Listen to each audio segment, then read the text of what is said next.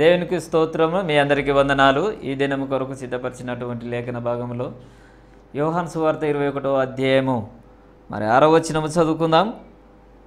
లేదని వారు ఆయనతో చెప్పిరి. అప్పుడు ఆయన దోనె కుడి పక్కన వల వేయుడి, మీకు దొరుకునని చెప్పెను. గనుక వారలాగును వేయగా చేపలను విస్తారముగా పడినందున వల లాగలేకపోయిరి. ఆమెన్. దేవునికి స్తోత్రం. హల్లెలూయా, హల్లెలూయా. స్తోత్రం, స్తోత్రం. క్రీస్తునందు ప్రియ సహోదరి సహోదరులారా, పెద్దలారా చిన్నలారా, అన్నలారా తమ్ముళ్ళారా, అక్కలారా చెల్లెళ్ళారా, మీ అందరికీ నా హృదయపు లోతులోంచి ప్రత్యేకమైన వందనాలు తెలియజేస్తున్నాను. Good morning, have a nice day. ఈ దినమంతా మీ అందరికీ ఎంతో ఆశీర్వాదకరంగా మారాలని, ప్రతి దినము శుభదినంగా మారాలని. దినములు చెడ్డమని చెప్పబడి ఉండొచ్చు, అయినప్పటికీ చెడ్డ దినాల్లో మంచితనాన్ని, దైవికమైన మంచితనాన్ని, ఆత్మఫలమైన మంచితనాన్ని అనుభవించే వారిగా మీరు ఉండాలని కోరుకుంటున్నాను. శాంతి టీవీలో ప్రసారం అవుతున్న ఈ కార్యక్రమాలను బట్టి నేను ప్రభు నామాన్ని మహిమపరుస్తున్నాను. ఈ రోజుతో నేను యోహాను సువార్త ధ్యానాలు మొత్తం ఆపేస్తున్నాను. ప్రభు కృపను బట్టి 1100 ధ్యానాలు, 879 వచనాల్లో 1100 సందేశాలు ఇవ్వడానికి ప్రభు నాకు సాయం చేశాడు. అనగా 2020వ సంవత్సరం జనవరి 1వ తేదీ నుంచి ఆరంభించాం. 2021, 2022 మొత్తం 3 సంవత్సరాలు కంప్లీట్గా మన యోహాను సువార్త ధ్యానించుకోవడానికి ప్రభువు సహాయం చేశాడు. దేవుని స్తోత్రం, హల్లెలూయా. కాబట్టి ఇన్ని ప్రసంగాలు బహుశా మీకు ఎక్కడ దొరకవని నేను భావిస్తున్నాను. 1100 ప్రసంగాలు. దేవుని స్తోత్రం. ఇంచుమించు 1100 అరగంటలు, లేకపోతే 550 గంటలు, లేకపోతే 500 వేసుకోండి, 500 గంటల ప్రసంగం. ఇవన్నీ కలిపితే యోహాను సువార్తలోంచి అందుబాటులోకి వచ్చాయని నేను మీకు తెలియజేస్తున్నాను. దేవుని స్తోత్రం. ప్రభు చిత్తమైతే రేపు మనం అపోస్తుల కార్యం నుంచి, రేపటి నుంచి అపోస్తుల కార్యం ధ్యానించుకోబోతున్నాం. యోహాను సువార్త ధ్యానాలు ఇక్కడితో ఆపుతున్నాం. ఈ సంవత్సరం అంతా, అనగా 2023వ సంవత్సరం అంతా అపోస్తుల కార్యం ధ్యానిస్తాం. తర్వాత మళ్ళీ వేరొక పుస్తకంలోకి మనం వెళ్తాం. అనగా 28 అధ్యాయాలు ఉన్నటువంటి 1006 వచనాలు ఉన్నటువంటి అపోస్తుల కార్యములోంచి సుమారు 365 ప్రసంగాలతో దేవుని సేవకునిగా మేము ముందు నిలబడబోతున్నాను. కనుక నా కొరకు ప్రత్యేకంగా ప్రార్థించాల్సిందిగా కోరుతున్నాం. అపోస్తుల కార్యములు మీలో కొంతమందికి ఆసక్తిగా ఉంటుందని నేను భావిస్తున్నాను. ఇది చర్చ్ హిస్టరీ, హిస్టారికల్ బయోగ్రఫీ లాంటిది. ఇది సువార్త ఒక ఎత్తు, అంటే సువార్తలో కూడా చరిత్ర ఉంది, కానీ అపోస్తుల కార్యములు కాస్త డిఫరెంట్గా ఉంటుంది. ప్రతిదీ డిఫరెంటే. కనుక అపోస్తుల కార్య ధ్యానంలోకి వెళ్ళబోతున్నాం అనే విషయాన్ని మీకు తెలియజేయడానికి నేను సంతోషిస్తున్నాను. కాబట్టి ఇన్ని దినాలు సుమారు ఇదే 1100వ ఎపిసోడ్. ఈ 1100 ఎపిసోడ్లో ఇది ఇలా విజయవంతంగా సాగడానికి ప్రభు సహాయం చేశాడు. ప్రభు ఆర్థిక వనరులను అనుగ్రహించాడు, మానసిక శారీరక ఆత్మీయ వనరులను అనుగ్రహించాడు. వాటన్నిటి బట్టి నేను ప్రభు నామాన్ని మహిమపరుస్తున్నాను. ఈ కార్యక్రమాల్ని మీరు ఆదరిస్తున్న విధానాన్ని బట్టి నేను దేవుని స్తుతిస్తున్నాను. దేవుని స్తోత్రం, హల్లెలూయా, హల్లెలూయా, స్తోత్రం. మా స్థానిక సంఘము గిడియోన్ మిషన్ చర్చ్.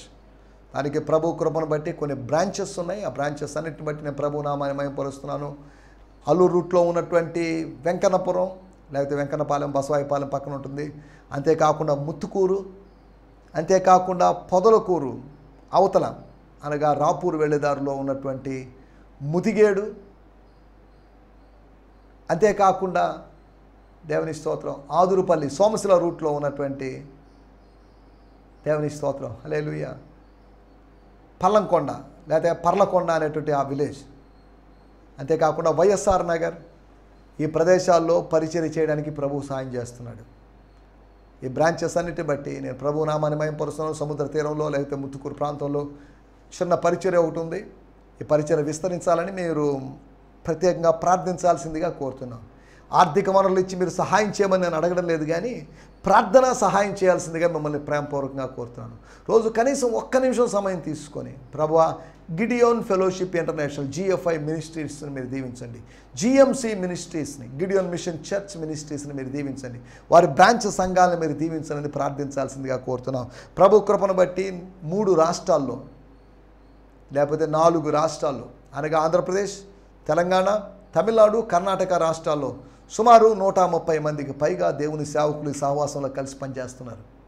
మీ ముందు నిలబడినటువంటి నేను ఈ సహవాసం యొక్క బాధ్యతలు దేవుడు నాకు అప్పగించాడు. ఈ పరిచర్ని ఇలా ముందుకు తీసుకొని వెళ్ళడానికి ప్రభు సాయం చేస్తున్నాడు. దేవుని స్తోత్రం. హల్లెలూయా. గత 14 సంవత్సరాలుగా GFI అనేటువంటి సహవాసంతో నేను ఉంటున్నాను. GFI సహవాసానికి నాయకునిగా నేను ఉంటున్నాను. కాబట్టి నాయకుడు అంటున్నప్పుడు సేవక నాయకుడే, సర్వెంట్ లీడరే, కానీ బాసులు కాదు, బాసిజం కాదు. మనకు కావాల్సింది దాసిజం కావాలి. దాసులుగా మారాలి, తగ్గించుకోవాలి మనల్ని మనం. యేసు ప్రభు తన శిష్యులు కాళ్ళు కడిగినప్పుడు మనం ఎంతో దీనులుగా మారాలి. దుమ్ము ధూళినైన నేను తెగించి మాట్లాడుచున్నానని అబ్రహాం అన్నాడు. చచ్చిన కుక్కనైన నేను అని దావీదు అన్నాడు. నేను నరుడను కాను, నేను పశుప్రాయుణ్ణి అని భక్తుడు, ఆసాపు భక్తుడు చెప్పాడు. భక్తులు ఇలా తగ్గించుకున్నారు. మనం కూడా అలాంటి తగ్గించుకునేటువంటి అనుభవం ఉంటే మనం హెచ్చించబడతాం. నేను ఎవరినో తెలుసా, నేనేంటో తెలుసా, నా బ్యాక్గ్రౌండ్ ఏంటో తెలుసా, నా అనుభవం ఏంటో తెలుసా, నా జ్ఞానం ఏంటో తెలుసా అని చెప్పుకోవడంలో ఎటువంటి అర్థం లేదు. దేవుని స్తోత్రం. హల్లెలూయా. ప్రభు కృపను బట్టి గత 29 సంవత్సరాలుగా ప్రభు పరిచర్యలో కొనసాగడానికి ప్రభు నాకు సాయం చేశాడు. పరిచర్యలోనే ఇలాగా ఒక్కో సంవత్సరం గడిచే కొద్దీ దేవుడు నాకు ఇస్తున్న అనుభవాన్ని బట్టి అనేక మంది యవనస్తులను లేపడానికి, అనేక మంది యవనస్తులతో మాట్లాడడానికి ప్రభు సాయం చేస్తున్నాడు. ప్రభు చిత్తమైతే ప్రతి సంవత్సరం 1, 2 లేకపోతే 2, 3 యవనస్తుల్ని మన భారతదేశంలో మంచి బైబిల్ స్కూల్స్కి పంపించి వాళ్ళు మంచి సేవకులుగా తీర్చిదిద్దాలంటే ఆలోచన నా మనసులో ఉంది.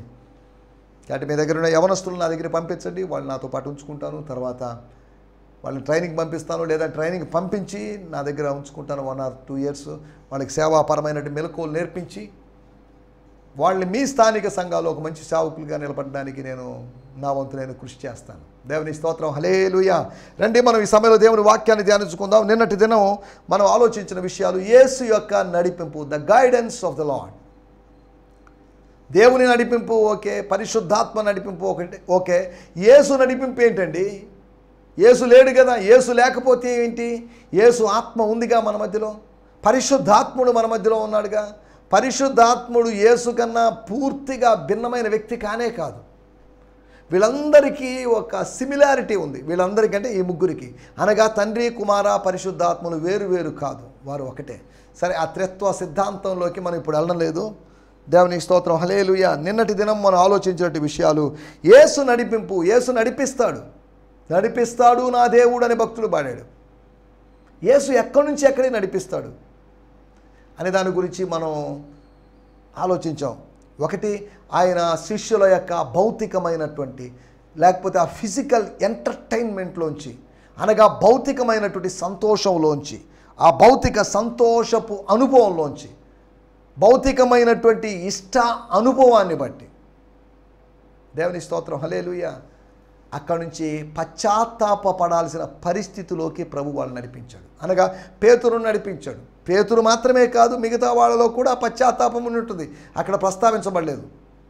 వారి పక్షాన ఆయన పశ్చాత్తాపడ్డాడు. తోమాను గురించి చెప్పాలంటే వారి పక్షాన ఆయన ప్రశ్నించాడు. దేవుని స్తోత్రం. హల్లెలూయా.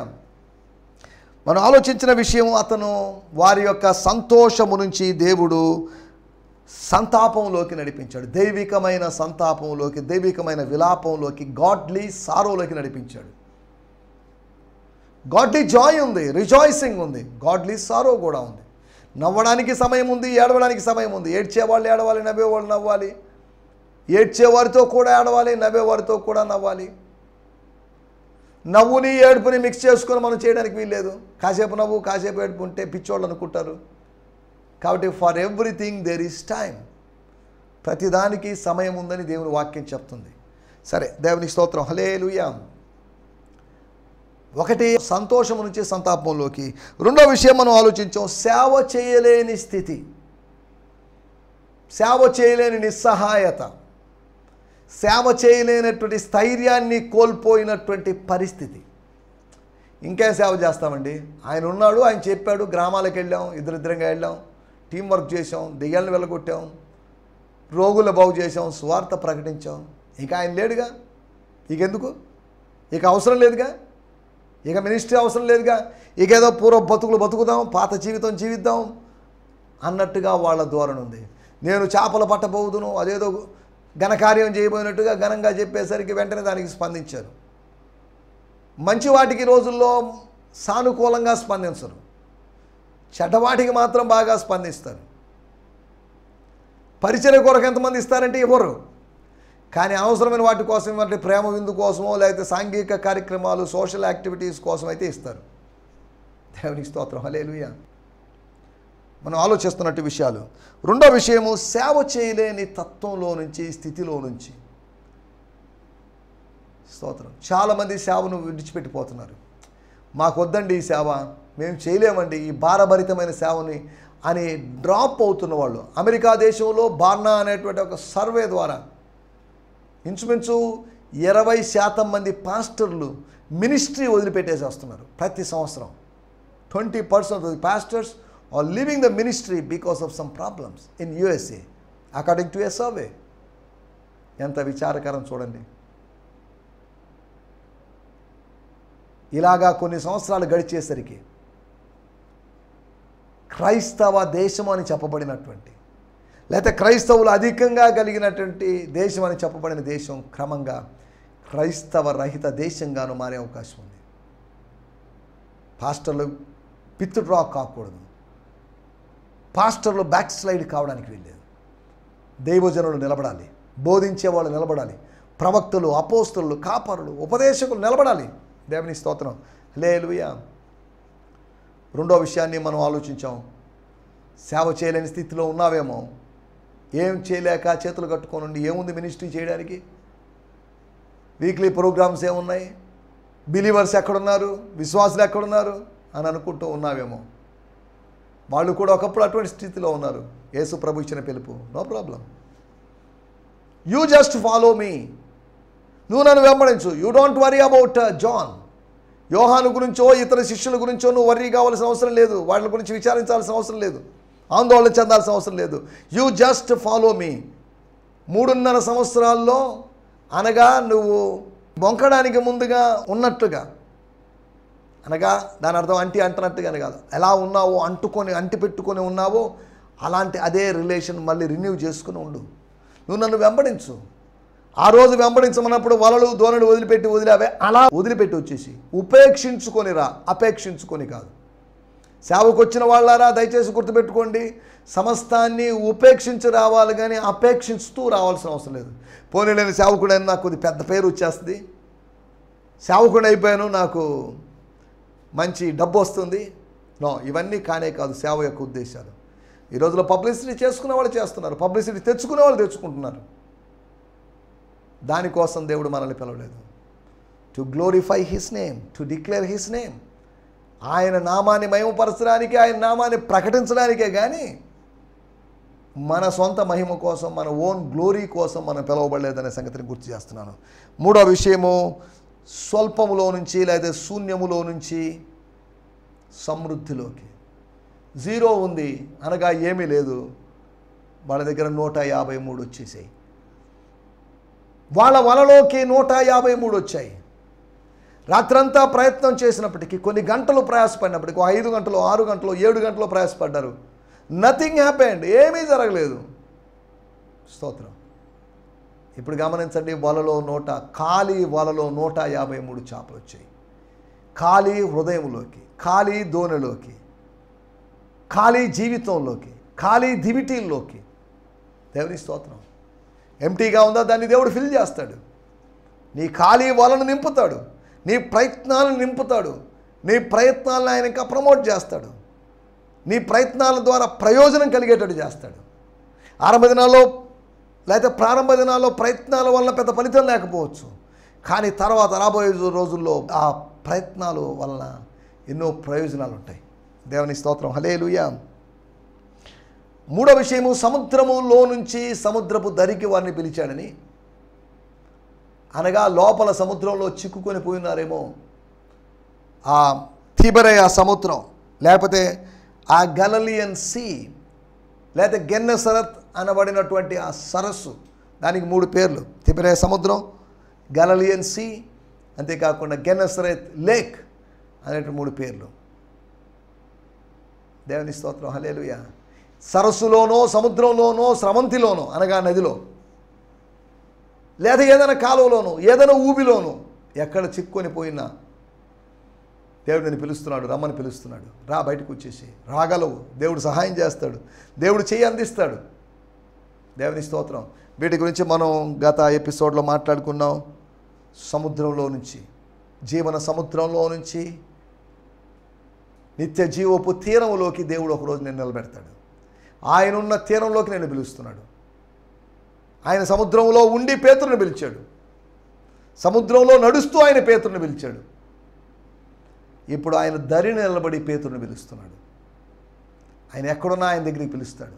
దరినున్నా సముద్రంలో ఆయన దగ్గరికి రమ్మని నేను పిలుస్తున్నాడు. Come on, come on my boy, come on my servant, come on my daughter, come అని పిలుస్తున్నాడు అనే సంగతిని గుర్తు చేస్తున్నాను. ఈ సమయంలో దేవుని వాక్యాన్ని ధ్యానించుకుందాం. యోహాను సువార్త 21వ అధ్యాయము 6వ వచనము. యోహాను సువార్త 21వ అధ్యాయం 6వ వచనం. లేదని వారు తమ ప్రభువుతో, తాము గుర్తించిన ప్రభువుతో లేకపోతే గుర్తించని ప్రభువుతో, యోహాను సువార్త 21వ అధ్యాయము, లేదని వారు ఆయనతో చెప్పిరి. అప్పుడు ఆయన దోనె కుడి పక్కనను వలవేయుడి మీకు దొరుకునని చెప్పును. And he said to them, cast the net on the right side of the boat and you will find something. You will find something అని చెప్పాడు. So they cast the net and now they were not able to pull it in because of the large number of fish. Find something అన్నాడు కానీ large things ఆయన ఆ వలలోకి వచ్చాయి. మీకు ఏదో ఒకటి దొరుకుతుంది అన్నాడు కానీ చాలా దొరికింది. కాస్త దొరుకుతుంది అన్నాడు కానీ సమృద్ధి దొరికింది. మన సమృద్ధి అనేది ఆయనకి స్వల్పంగా కనిపిస్తుంది. ఆయన స్వల్పము మనకు సమృద్ధిని కలిగిస్తుంది. నేను చదువుతున్నాను బ్రియాన్ సిమ్మన్స్ గారి తర్జుమాలో నుంచి. స్తోత్రం. వాడుక భాషలో కూడా మనం చూసుకుందాం. 21వ అధ్యాయము 6వ వచనంలో రాయబడిన మాట. దేవుని స్తోత్రం. హల్లెలూయా. Jesus shouted to them. వాళ్ళు సముద్రంలో ఉన్నారు, ఈయన దరిని ఉన్నాడు కాబట్టి మెల్లగా పిలిచాడని కాదు, గుసగుసగా అడిగాడని కాదు, మెల్లగా రహస్యంగా అడిగాడని కాదు. Jesus shouted to them. Hello బాబు లేదన్నారు కాబట్టి ఆయన గట్టిగా మాట్లాడుతున్నాడు, బిగ్గరగా. లాజరు సమాధి దగ్గర ఆయన బిగ్గరగా మాట్లాడాడు. ఇక్కడ కూడా ఆయన బిగ్గరగా Jesus shouted to them, throw your net over the starboard side and you will catch some. So they did as he said. As they caught so many fish, they could not even pull in the net. దేవుని స్తోత్రం. వాడుక భాషలో కూడా చదువుకుందాం. ఆయన పడవ కుడి వైపునకు మీ వల వేయండి, మీకు చేపలు దొరుకుతాయి అని అన్నాడు. వాళ్ళు ఆయన చెప్పిన విధముగా వల వేశారు. చేపలు ఎక్కువగా వలలో పడుట వలన వాళ్ళు ఆ వలను లాగలేకపోయారు. దేవుని స్తోత్రం. హల్లెలూయా. స్తోత్రం. కొన్ని మాటలు మనం చదువుకున్నాం. మన మూలవాక్యం శిష్యుల యొక్క స్వరూపం, the true colours of the disciples. సప్త శిష్యుల యొక్క స్వరూపం అనగా 7 మంది శిష్యుల యొక్క స్వరూపం. 58 మంది శిష్యులు డ్రాప్ అయిపోయారు. అనగా 70 మంది శిష్యుల్లో 58 మంది డ్రాప్ అయిపోయారు. యోహాను సువార్త 6వ అధ్యాయంలో ఆ 58 మంది శిష్యుల యొక్క స్వరూపాన్ని గురించి మనం ఆలోచించడం లేదు. వాళ్ళ యొక్క స్థితుల గురించి, వాళ్ళ యొక్క స్వభావాన్ని గురించి మనం ఆలోచించడం లేదు. ఇప్పుడు 7 మందిని గురించి ఆలోచిస్తున్నాం. శిష్యుల యొక్క స్వరూపం లేకపోతే వాళ్ళ యొక్క స్వభావం, వాళ్ళ యొక్క స్వవర్ణం, వాళ్ళ యొక్క ట్రూ కలర్స్ ఏంటి అనే దాని గురించి, తని స్వభావం, అసలు స్వభావం ఏంటో అనేది దేవుడు బయట పెట్టాడు. 4 విషయాలు మీకు జ్ఞాపకం చేయబోతున్నాను.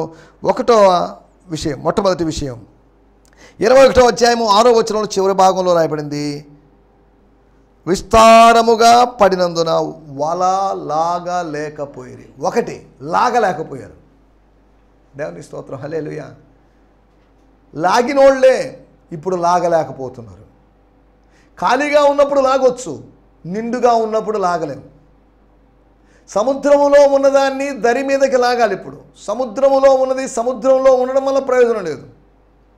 సముద్రములో ఉన్నది దరిలోకి వచ్చినప్పుడు అప్పుడు అది వాళ్ళకి ప్రయోజనకరంగా, ఆశీర్వాదకరంగా మారుతుంది. వాక్యములో ఉన్నది వాక్యములోనే ఉంటే ఏం ప్రయోజనం లేదు. వాక్యములో ఉన్నది నీ మనస్సులోకి రాగలిగితే, ధ్యానము అనేది ఒక వల అనుకుందాం. ఈ ధ్యాన వలలోకి సత్యాల చేపలు రాగలిగితే, మీకు అర్థం కావడానికి చెప్పినంతవరకు ఈ పోలిక. వల అనేది మెడిటేషన్ అనుకుందాం, డివోషన్ అనుకుందాం, లేకపోతే మనం ధ్యానం అనుకుందాం. ఆ ధ్యానపు వలలోకి సత్యాలు అనేటువంటి చేపలు విస్తారంగా వచ్చినప్పుడు, నువ్వు లాక్కుంటున్నప్పుడు, అనగా నీ వలలోకి నువ్వు కావలసిన చేపల్ని, నీ వల వైపుగా వస్తున్న చేపలను నువ్వు ఆకర్షిస్తున్నప్పుడు, నీ మనసు వైపుగా వెళ్తున్నటువంటి సత్యాలను నువ్వు ఆకర్షిస్తున్నప్పుడు, వాక్యములో ఉన్న వాటిని, వాక్య సముద్రములో ఉన్నటువంటి వాటిని వల అనేటువంటి ధ్యానముతో, చేపలు అనేటువంటి సత్యాలను లాగుతున్నప్పుడు, దేవుని స్తోత్రం, హల్లెలూయా, అవి నీకు ప్రయోజనకరంగా మారతాయి. బైబిల్లో సత్యాలు బైబిల్లోనే ఉండడం వల్ల ఏం ప్రయోజనం? బైబిల్లో సత్యాలు నీ బుర్రలోకి రావాలి, బైబిల్లోని సత్యాలు నీ ఆత్మలోకి రావాలి, అప్పుడు ప్రయోజనకరం అవుతాయి. లేదంటే నిష్ప్రయోజనంగా మారతాయి. స్తోత్రం, హల్లెలూయా. బైబిల్ మంచిదే, కానీ బైబిల్ అప్లికేషన్ అనేది అది అద్భుతంగా మారుతుంది మనల్ని. వారు విశ్వసించిన వారితో కలిసి ఉండలేదు కనుక ఆ వాక్యము వారికి నిష్ప్రయోజనమైంది అని హెబ్రీ పత్రికలో 4వ అధ్యాయంలో చూస్తున్నాం. ఆచారాల వలన వాక్యాన్ని నిరర్థకం చేస్తున్నారు అనే మాట కూడా మనం చూసాం. దేవుని స్తోత్రం, హల్లెలూయా. మరి ఇక్కడ ఆలోచిస్తున్న విషయాల్లోకి వచ్చేద్దాం. శిష్యుల యొక్క స్వరూపాలు, ఒకటి number 1, they could not drag, వాళ్ళు లాగలేకపోయారు. ఒకటి శిష్యుల యొక్క బలహీనత, లోపల ఉన్నదాన్ని లాక్కోలేకపోతున్నాం. మన కొరకు దాచి ఉంచబడిన దాన్ని తువ్వి తీసుకోలేకున్నాం. మన కొరకు దేవుడు సిద్ధపరిచిన వాటిని స్వీకరించలేకున్నాం, ఓన్ చేసుకోలేకపోతున్నాం. దాన్ని మన వైపుగా మళ్లించుకోలేకపోతున్నాం, మన వైపుగా డైవర్ట్ చేసుకోలేకపోతున్నాం. ఇది మన మిస్టేక్. శిష్యులు లాగలేకపోయింది. నంబర్ 2, యోహాను సువార్త 21వ అధ్యాయము 3వ వచనం. స్తోత్రం. మేము నీతో కూడా వచ్చినామని వారు వెళ్ళి దోణి ఎక్కిరి, కానీ ఆ రాత్రి ఏమీయూ పట్టలేదు. ఒకటి లాగలేకపోయారు, రెండోది పట్టలేకపోయారు. దేని పట్టలేకపోయారు? ఒక్క చేపను కూడా పట్టలేకపోయారు. ఒక్కప్పుడు ఒక్క చేపని పట్టలేకపోయారు, రాత్రంతా ఒక్క చేపను కూడా పట్టలేకపోయారు. కానీ ఇప్పుడు లాగలేకపోయారు. అనగా పట్టలేకపోయినప్పుడు నిరాశ, లాగలేని పరిస్థితి ఏర్పడిందంటే ఒక గొప్ప నిరీక్షణ. దేవుని స్తోత్రం, హల్లెలూయా. యేసుప్రభు చెప్పిన మాట, నాకు విరోధముగా లేకపోతే మనకు విరోధముగా రూపించబడిన ఆయుధం వర్ధిల్లదని, నాకు వేరుగా ఉండి మీరేమీ చేయలేరని. యేసు ప్రభు యొక్క శిష్యులు ఆయనకు వేరుగా ఉండి సాధించిందంటూ ఏమీ లేదు. శిష్యత్వంలో శిష్యుడు ఎప్పుడు గురువును అంటిపెట్టుకొని ఉండాలి. మన గురువులందరూ ఈ లోకంలో ఒకరోజు చనిపోతారు, కానీ చనిపోనటువంటి ఒక గురువును మనం కలిగి ఉన్నాం, సజీవుడైనటువంటి గురువును కలిగి ఉన్నాం. ఆ గురువును అంటిపెట్టుకొని ఉండాలి. శిష్యత్వంలో నిలిస్తే మనం సఫలత సాధిస్తాం. దేవుని స్తోత్రం, హల్లెలూయా. ఒకటి లాగలేకపోయారు, రెండోది పట్టలేకపోయారు. పట్టలేకపోవడానికి కారణం ఏంటి? శిష్యుల యొక్క నిష్ప్రయోజకత. అనవసరంగా తొందరపడ్డాం. పీటర్ గారు, నీ మాట నేను వచ్చేసాము సార్, ఒక్క చేప కూడా దొరకలేదు. తోమా గారు ఏమంటారు? అవునండి, అనవసరంగా తొందరపడ్డాం, పోయి నిద్రపోవాలి, అలసిపోయాం, నిద్ర వస్తుంది, ఇక మీదట ఇలా చేయకూడదు అన్నట్టుగా ఇలా మాట్లాడుకుంటున్నారు వాళ్ళు. దేవుని స్తోత్రం. మూడో విషయాన్ని నేను మీకు జ్ఞాపకం చేస్తాను. యోహాను సువార్త 21వ అధ్యాయము 12వ వచనం. యోహాను సువార్త 21:12. చేపలు అంత విస్తారముగా పడినను వల పీకిలలేదు. యేసు రండి భోజనం చేయుడని వారితో అనెను. యేసు రండి భోజనం చేయడని వారితో అనెను. ఆయన ప్రభువు అని తెలిసినందున నీవెవడవని శిష్యులను ఎవడునను ఆయనను అడగ తెగింపలేదు. అడగలేకపోయారు, తెగింపలేదు. దేనికి తెగించలేదు? అడగడానికి. ప్రభువా, is it true? Are you really the lord? Who are you అని కానీ ఏం అడగలేకపోయారు, తెగించలేకపోయారు. దేనికి? తెగింపుగాని ఉంటే అడిగిండేవాళ్ళు, అడగలేకపోయారు వాళ్ళు. అడగలేకపోవడానికి కారణం వాళ్ళ యొక్క న్యూనతాభావం. అడిగితే ఏమో అనుకుంటాడేమో, వాళ్ళలో ఉన్నట్టు దాగి ఉంటే అపరాధ భావం, మళ్ళీ తిడతాడేమో, మళ్ళీ ఏదో లోట్లు చూపిస్తాడేమో, మళ్ళీ ఎందుకు వచ్చిన గొడవ, ఎందుకు వచ్చిన తలనొప్పి. స్తోత్రం, హల్లెలూయా. మనం ఆలోచిస్తున్న మాట, ఒకటి వారు లాగలేకపోయారు, రెండోది మనం ఆలోచించిన మాట వారు పట్టలేకపోయారు, మూడవది మనం ఆలోచించినట్టు మాట వారికి జరిగినటువంటి అనుభవము వారు అడగలేకపోయారు. అడగాల్సిన వాళ్ళు అడగలేకపోయారు. ఈ రోజులో కూడా అడగాల్సిన మనం అడగలేకపోతున్నాం. మేమెందుకు అడగలేదండి, వాళ్ళని అడుగుతున్నాం కదా. నో, దేవుణ్ణి అడగడం గురించి నేను మాట్లాడుతున్నాను. మనుషుల వైపు చేతులు చాపడం గురించి కాదు నేను మాట్లాడేది. దేవుణ్ణి అడగలేకపోవడం. నా నామంలో ఇదివరకు మీరు ఏదో అడగలేదు, అడగండి, మీ సంతోషము పరిపూర్ణమవునట్లు ఇస్తాను అని ప్రభువు చెప్పాడు. స్తోత్రం, స్తోత్రం, హల్లెలూయా. 4వ విషయాన్ని నేను మీకు జ్ఞాపకం చేస్తాను. యోహాను సువార్త 21వ అధ్యాయము 15, 16, 17 వచనాలు మనం గమనిస్తే, నువ్వు నన్ను ప్రేమిస్తున్నావా, నువ్వు నన్ను ప్రేమిస్తున్నావా, నువ్వు నన్ను ప్రేమిస్తున్నావా అనగా నీ ప్రేమ ఎలా ఉంది? నువ్వు ప్రేమిస్తున్నావా? ప్రేమించలేకపోతున్నారు. ఈ క్వశ్చన్ కేవలము పేతురుకు సంబంధించిందే కాదు, మిగతా 6 మందికి కూడా వర్తిస్తుంది. అరామిక్ భాషలో ప్రేమకు హూబా అనే మాటను ఉపయోగించారు. హూబా అంటే మంటల మీద పెట్టిందని అర్థం. మంటల మీద దేని పెట్టినా కానీ హూబా అంటారు. అంటే ప్రేమ ఎలా మంటల మీద పెడతారండి? ఏంటిది, ఏం మాట్లాడుతున్నారు మీరు అంటారేమో. దాని గురించి కాదు. Which is on the fire అనగా బర్న్ అనేది మండించేటువంటి ప్రేమ అగ్ని లాంటిది. అనగా ప్రేమను బట్టి మండుతున్నావా, ప్రేమను బట్టి ప్రకాశిస్తున్నావా అనేది ప్రభు యొక్క క్వశ్చన్. అనగా are you burning with love? Fire అని కాదు, are you burning with love? అది మన బ్రియాన్ సిమ్మన్స్ గారి తర్జుమాలో కూడా ఇది ఇచ్చింది. Are you burning with love? దేవుని స్తోత్రం, హల్లెలూయా. నీ ఇంటిని గురించిన ఆసక్తి నన్ను భక్షిస్తున్నది. దేవుని స్తోత్రం. ఆసక్తి భక్షిస్తుంది, ప్రేమ భక్షిస్తుంది, ప్రేమ మండిస్తుంది, మనల్ని రగిలిస్తుంది. రగిలించే అవకాశం ఉన్నటువంటి ప్రేమ దైవికమైనటువంటి ప్రేమ. దేవుని స్తోత్రం, హల్లెలూయా. 4వ విషయము, వాళ్ళు ఒప్పుకోలేకపోయారు, వాళ్ళు చెప్పలేకపోయారు. అవును ప్రభువా, పేతురే కాదు, వి ఆల్సో లవ్ యూ. స్తోత్రం. మేము 6 మంది కూడా లవ్ చేస్తున్నాం. ఆ రోజు నిన్న మొన్నటి వరకు నాకు నిశ్చయిత లేదు, నువ్వు వచ్చి నీ గాయాల్లో చేతులు పెట్టమని చెప్పే చూసి అప్పుడు నాకు నిశ్చయిత కలిగింది. That's why, because of that assurance I love you అని తోమా చెప్పలేకపోయాడు. మిగతా వాళ్ళు ఒకవేళ వాళ్ళని ఇండివిజువల్గా అడిగి ఉంటే వాళ్ళ సమాధానాలు ఎలాగుండే మనకు తెలియదు. యోహాను సువార్త 21వ అధ్యాయము ఇంకా పెద్దదై ఉండేది. సరే, ఏదేమన్నప్పటికీ ప్రభు నిన్ను అడిగితే నువ్వేం సమాధానం చెప్తావు? కొన్నిటిని ఒప్పుకోలేకపోతున్నావు. ప్రేమ రాహిత్యాన్ని ఒప్పుకుంటున్నావా? ప్రేమించేదాన్ని అధికంగా అని వాడతాం కానీ అల్పంగా ప్రేమిస్తాం. పాటేమో అధికంగానే, కానీ అక్షరార్థంగా చూస్తే లేకపోతే ప్రాక్టికల్గా చూస్తే అల్పంగా ప్రేమిస్తున్నాం. ఒప్పుకోలేకపోయారు. ఒకటి వాళ్ళు లాగలేకపోయారు, రెండోది పట్టలేకపోయారు, మూడోది అడగలేకపోయారు, 4వది వాళ్ళ యొక్క అనుభవం వాళ్ళు ఒప్పుకోలేకపోయారు. వాళ్ళు అంటే పేతురు మరియు ఇతరులు. పేతురు కూడా కావచ్చు, అతను ఒప్పుకోలేకపోయాడు. నీకే తెలుసు అంటున్నాడు కానీ ఖచ్చితంగా yes lord I love you, బల్ల కొద్ది చెప్తాను, నేను నిన్ను ప్రేమిస్తాను చెప్పలేని పరిస్థితిలో ఉన్నాడు. కానీ నీ నా స్వభావం ఎలా ఉంది, నీ నా స్వరూపాలు ఎలా ఉన్నాయి? పట్టలేక, లాగలేక, అడగలేక, ఒప్పుకోలేని పరిస్థితిలో ఉన్నామా? నిస్సహాయతలోంచి బయటికి రావడానికి ప్రభు మనకు సహాయం చేయనుగాక. దేవుని స్తోత్రం, హల్లెలూయా. మీ అందరికీ వందనాలు. ప్రభు మిమ్మల్ని దీవించునుగాక. స్తోత్రం. ఈ సందేశము మీకు ఆశీర్వాదకరంగా ఉందని నమ్ముచున్నాము. ప్రార్థన అవసరతల కొరకు మమ్మల్ని సంప్రదించవలసిన మా చిరునామా గిద్యోన్ మిషన్ చర్చ్, 6వ వీధి, శాంతినగర్, నెల్లూరు 4, ఆంధ్రప్రదేశ్. పిన్ 524004. మా ఫోన్ నంబర్లు 7036443613 మరి ఒక నంబర్ 9392293010.